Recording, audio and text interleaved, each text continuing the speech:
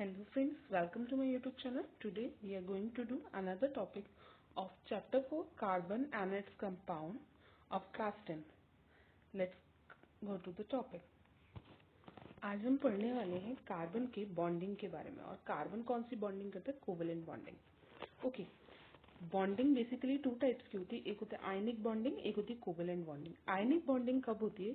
जब एक एटम क्या करता है, अपने इलेक्ट्रॉन को आइदर डोनेट कर देता है या कुछ इलेक्ट्रॉन रिसीव करता है। जैसे कि हम हाइड्रोजन का अगर केस देखेंगे, हाइड्रोजन के आउटर मोस्ट में सिर्फ एक होता है, ठीक है। और इसको अपने नियरेस्ट नोबल गैस के नोबल गैस वाला क्या करना है, आउटर मोस्ट कॉन्फ़िगरेशन करता है। मतलब उसको आउटर मोस्ट में 2 इलेक्ट्रॉन्स चाहिए, पर 2 इलेक्ट्रॉन्स नहीं है इसके पास। तो ये क्या करता है, सपोज कोई है जैसे Na है, Na जैसे इसका 11 होने की वजह से आउटर मोस्ट इसके पास एक है। तो ये क्या कर सकता है, अपने डोनेट करेगा और ये रिसीव करेगा, जिसकी वजह से इनमें आयंस का चार्ज क्रिएट होता है, तो वो आयनिक बॉन्ड बनाते हैं। ओके, लेकिन कार्बन के केस में देखो, आउटर मोस्ट में उसके कितने होते हैं? 4, 1 2 3 4। और इस 4 की वजह से ये क्या करता है, कोवेलेंट बॉन्ड बनाता है। ऐसा क्यों करता है? ये पॉजिटिव और नेगेटिव आयंस क्यों नहीं करके अपने बॉन्ड्स को कंप्लीट, अपने ऑक्टेट को कंप्लीट करते हैं, ये हम आगे जानेंगे। ओके, अभी देखते हैं आगे क्या है हमारे पास। कोवेलेंट बॉन्ड होते क्या हैं?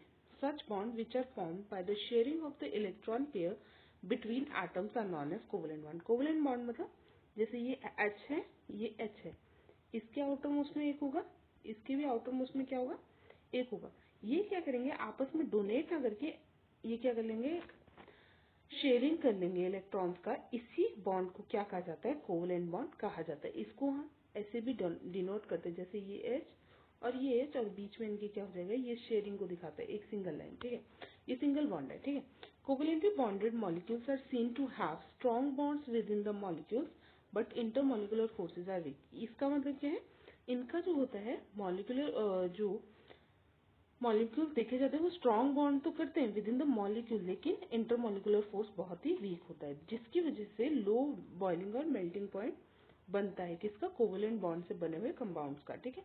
सच electrons are shared between the atom and no charge particles are form. Such covalent bonds are generally poor conductor of electricity. इसका मतलब क्या है, ये एक दूसरे को ना तो गेन करते हैं ना लूज करते हैं, तो इसके और सिर्फ शेयर करते हैं। शेयर करने की वजह से यहाँ कौन सा बॉन्ड बनता है? कोवेलेंट बॉन्ड, जिसमें क्या होता है, चार्ज नहीं होने की वजह से ये पुअर कंडक्टर ऑफ इलेक्ट्रिसिटी होता है। इसका बॉइलिंग पॉइंट और मेल्टिंग पॉइंट लो होता है, किसका? कोवेलेंट बॉन्ड वाले एलिमेंट्स का। ओके, आइए नेक्स्ट देखते हैं कि देखो रिएक्टिविटी क्या होती है। एलिमेंट्स ये किस मतलब कोई भी अगर एलिमेंट रिएक्ट कैसे करता है, उसके आउटर मोस्ट में कितने हैं। अब हम रीजन जानेंगे कि वो कार्बन जो है वो कोवेलेंट बॉन्ड क्यों बनाता है, वो लूज और गेन क्यों नहीं करता इलेक्ट्रॉन को, ठीक है। सबसे पहले कोई भी एटम अपना इलेक्ट्रॉन लूज क्यों करेगा या गेन क्या क्यों करेगा, ये उसको क्या करना होता है, अपने आउटर मोस्ट को कंप्लीट करके अपने नियरेस्ट नोबल गैस के कॉन्फ़िगरेशन को अटेन करना होता है। जैसे हाइड्रोजन, इसका नियरेस्ट कौन सा है? हीलियम। हीलियम में आउटर मोस्ट में कितने होते हैं? 2। और इसको भी ऑक्टेट अपना डुप्लेट कंप्लीट करना है, इसलिए आइदर ये लूज करेगा या गेन करेगा, ठीक है। ऐसे ही बाकी भी हम देखें, जैसे लिथियम का देखें, लिथियम का एटॉमिक नंबर कितना है? 3, मतलब आउटर मोस्ट में है 3, टोटल 3 इलेक्ट्रॉन। फर्स्ट सेल में इसके 2 रह जाएंगे और आउटर मोस्ट में फिर एक ही रहेगा। इस एक को आइदर वो लूज करेगा या 8 लाएगा। 8 लाना बहुत मुश्किल है, वो क्या करेगा, 1 को लूज करेगा। ऐसे ही बाकी एटम्स भी क्या करते हैं, आइदर लूज करते हैं या फिर गेन करते हैं अपने आउटर मोस्ट को सेल को क्या कंप्लीट करने के लिए, किसके बराबर? एक नोबल गैस के बराबर, ठीक है। Elements forming ionic compound achieve this by either gaining or losing electron from the outermost shell, जो कि हमने अभी जाना, आउटर मोस्ट से या कोई दे देगा या ले लेगा नोबल गैस कॉन्फ़िगरेशन को बनाने के लिए। लेकिन कार्बन के केस में क्या है, उसके आउटर मोस्ट में है 4 इलेक्ट्रॉन, ठीक है। आउटर मोस्ट में 4 होने की वजह से क्या कर सकता है, इसको या तो लूज कर सकता है या गेन कर सकता है 4 इलेक्ट्रॉन, ताकि वो नोबल गैस बन जाए। तो if it were to gain और लूज इलेक्ट्रॉन, अगर लूज करेगा गेन करेगा, तब इस केस में क्या होगा। अगर कार्बन के केस में देखो, अगर ये क्या करता है, गेन करता है 4 गेन करेगा, मतलब C4 नेगेटिव हो जाएगा।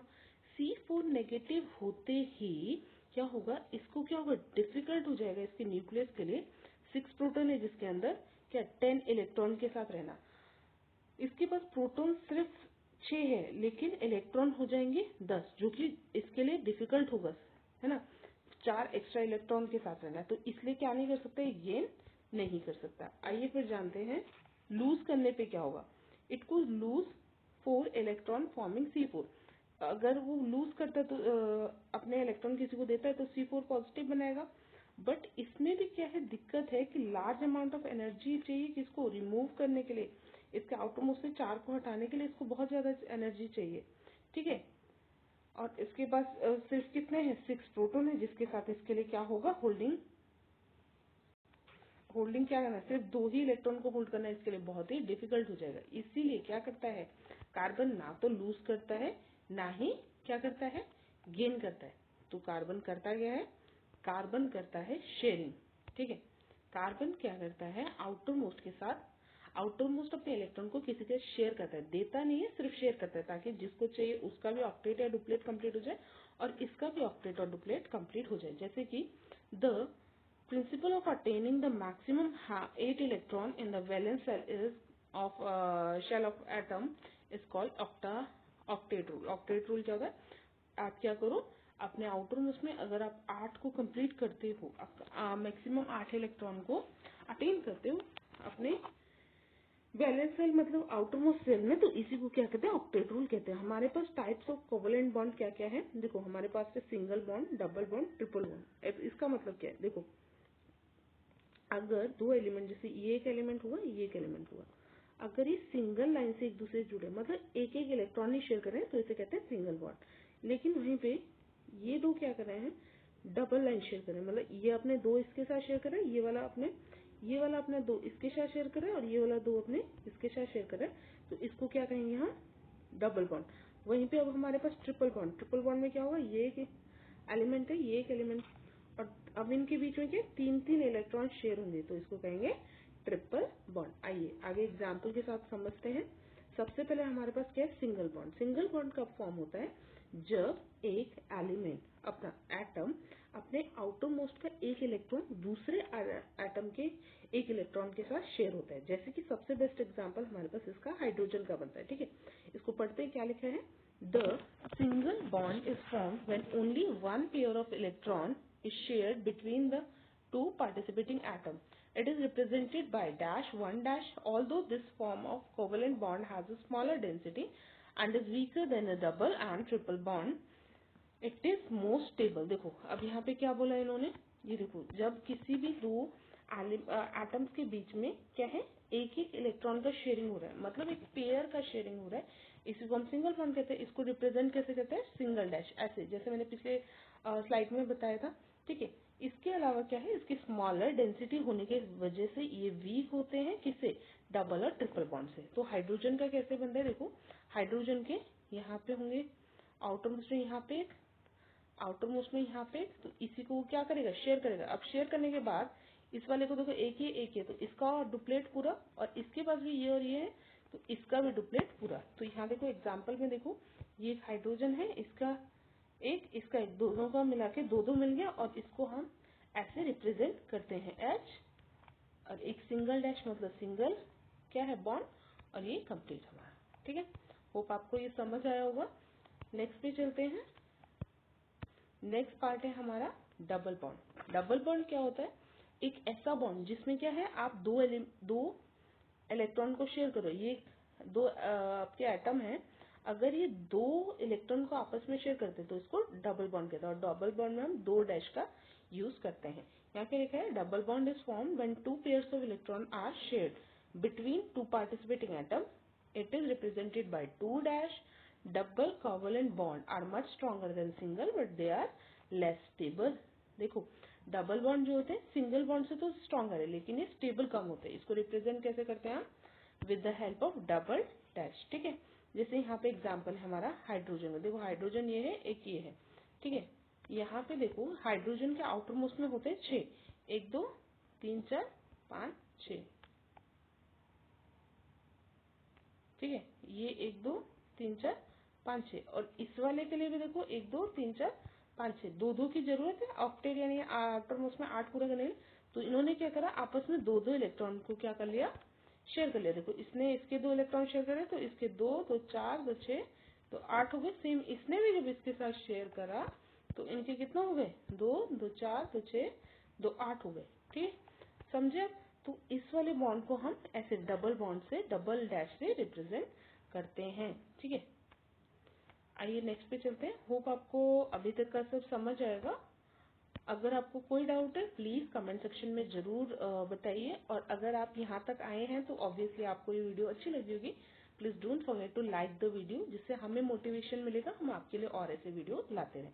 देखिए फिर है ट्रिपल बॉन्ड। ट्रिपल बॉन्ड में क्या होता है हमारा, ट्रिपल बॉन्ड जब आउटर मोस्ट के 3 इलेक्ट्रॉन आपस में शेयर हो गए, इसको रिप्रेजेंट कैसे करते हैं, 3 डैश से। देखो ये नाइट्रोजन का हमारे पास एग्जाम्पल है। नाइट्रोजन के आउटर मोस्ट में कितने होते हैं, 2 और ये 3, मतलब 5 होते हैं। 5 होने की वजह से उसे 8 करने के लिए और 3 चाहिए। तो और 3 क्या करेगा, वो किसी के साथ शेयर अगर करता है, जैसे इस वाले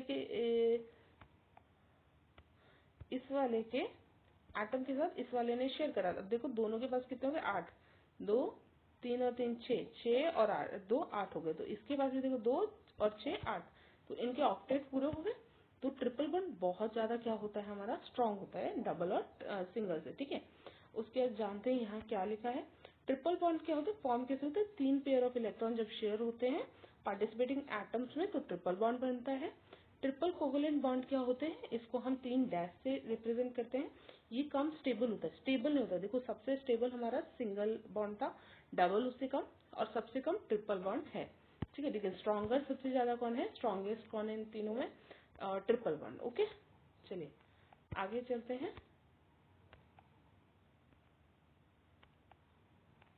आज के लिए इतना ही था। होप आपको ये तीनों बॉन्ड समझ आए होंगे। अगर आपको कहीं भी कोई डाउट है please don't forget to do comments. And अगर आप यहाँ तक आए हैं, मतलब आपको वीडियो अच्छी लगी होगी, please like share and subscribe to our channel. Thank you for watching.